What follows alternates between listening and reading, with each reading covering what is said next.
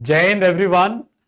Title देख के तो आपको समझ में आ गया होगा कि नरेशन की हम बात करने वाले हैं और कितना इंपॉर्टेंट है।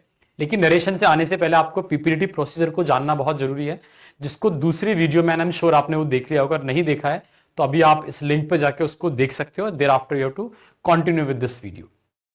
अब काफी बच्चों का एक मन में घबराहट होती है कि सबसे ज्यादा डर नरेशन से लगता है। पूरा अटेंशन आप पे है, पूरा ग्रुप आपको देख रहा है, तीनों सेसर आपको देख रहे हैं, आपको 1 मिनट के अंदर अंदर अपना स्टोरी नरेट करना है।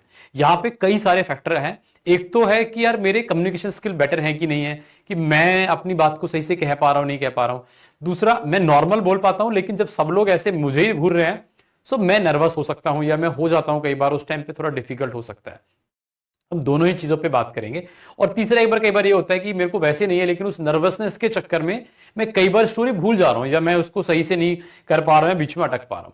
तो पहला पार्ट तो है कि यार कम्युनिकेशन आप एक लेंदी प्रोसेस है, लेकिन आप डेली अगर आप बोलने का प्रैक्टिस करोगे आप इसमें बहुत आराम से कंफर्टेबल हो सकते हो। पीपीडीटी एक ऐसा प्रोसेस है जहां पे नरेशन क्वाइट इंपॉर्टेंट है, लेकिन उस नरेशन को सिर्फ और सिर्फ आप उस 1 मिनट में नहीं दे रहे हो, उससे पहले भी आप जनरल अपने कम्युनिकेशन पे काम करते हो। और कम्युनिकेशन पे ना बहुत आराम से कर सकते हो।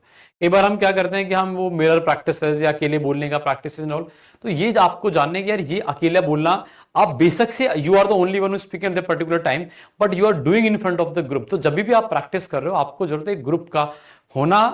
कम से कम आपके पास 8-10 लोग हों जो आपको देख रहे हैं, एंड दैट प्रेशर अपना आप बिल्डअप होता है और आप बार बार जब प्रैक्टिस करते हो तो वो अच्छा हो जाता है। सेकेंड थिंग इज, अगर हम पीपीटी पर्सपेक्टिव में बात करें कि जब वहां पर आपने स्टोरी लिखी, आपकी स्टोरी शीट जमा हो गई, तो आपका अगर पहला भी ग्रुप है तभी भी आपको कम से कम 10 to 15 मिनट्स का टाइम आराम से मिलता है। कई बार वो time half an hour 1 hour भी हो जाता है। तब तक आप वेट करते हो अपने टर्न आने का। अब जब आपके ग्रुप का टर्न आया, पूरा ग्रुप ही अंदर आएगा और तब एक एक करके नरेट करते हैं। इस ग्रुप में आपका कोई सा भी नंबर हो सकता है, पहला, दूसरा, लास्ट, जो भी है। इसमें पेन टेंशन नहीं लेना है। जब सब बोल रहे हैं उनको सुनना है, जब आपका नंबर आएगा अपना बोलना है।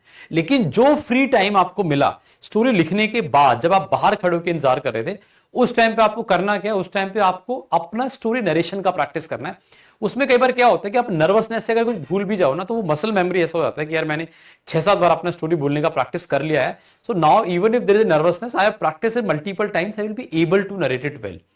तो ये बहुत इंपॉर्टेंट है। ये मतलब ऐसा टिप्स है, literally it save so many stage 1 performances.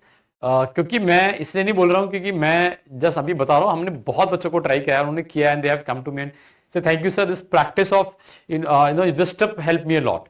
तो क्या क्या स्टोरी आपका जमा हुआ, आप बाहर गए, आप ग्रुप में खड़े लोग आपस में बात कर रहे होते हैं, उस टाइम पे आप 6-7 बार सिर्फ अपना बोलने का प्रैक्टिस करोगे। वही कि I perceive to character 1 male 1 female and my story goes like, जो से भी बोलते हो आप, पूरा स्टोरी बोलने का। That is very important part.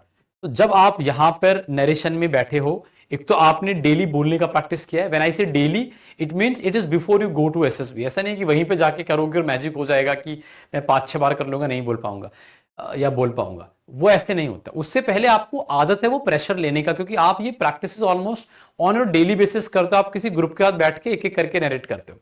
तो एक तो आपको ये प्रैक्टिस करना है पहले से ही। दूसरा, थोड़ा सा कम्युनिकेशन पे और रिफाइन करना है, जहां पे आपको लगता है कि कुछ वर्ड आप सही से आपका बोलने में प्रॉब्लम है, सही से नहीं आप उसको समझ पा रहे हो, तो वो पहले से ही प्रैक्टिस करना होता है थोड़ा सा। और वहां पे 5-6 बार प्रैक्टिस करोगे तो जब आपका नंबर आएगा तो you will be slightly more confident. क्योंकि narration is not only limited to the way you speak but also body language. आप बोल पा रहे हो लेकिन डर रहे हो, झिपझिपा रहे हो, ढंग से नहीं बता पा रहे हो, वॉइस बहुत ही नीच चली गई है या फिर चिल्लाने लगते हो। तो वो एक बैलेंस अप्रोच रखना है। तो अगर आप इन चीजों का ध्यान रखोगे तो आपका नरेशन बहुत अच्छा हो जाएगा। एंड जब दूसरा बोल रहा है तब नहीं कि जब कोई सामने वाला बोल रहा है आप अपना ही देन लगे हो I perceive to character no, ऐसा नहीं करना है। जब कोई दूसरा वाला बोल रहा है तो उसको देखना है, ताकि जब आप बोलो लोग आपको देखें और उससे ये भी लगता है कि this candidate is right now into the moment. ये हर परफॉर्मेंस को देख रहा है, हर बच्चे को सुन रहा है और फिर अपना उसने ऐसे नरेट किया ऑटोमेटिकली। अच्छा, एक और टिप्स है, मतलब I think some people find it slightly vague, but when you feel slightly nervous speak slightly louder. I am not saying चिल्लाना है, लेकिन थोड़ा तेज बोलोगे तो वो नर्वसनेस ऐसा दिखता नहीं है। I think this is to help you lot. अगर आप इन चीजों का ध्यान दोगे तो I am sure your narration will be good, and let's try it and find it out before you go to SSB. See you next video. Till then, Jai Hind, जय भारत।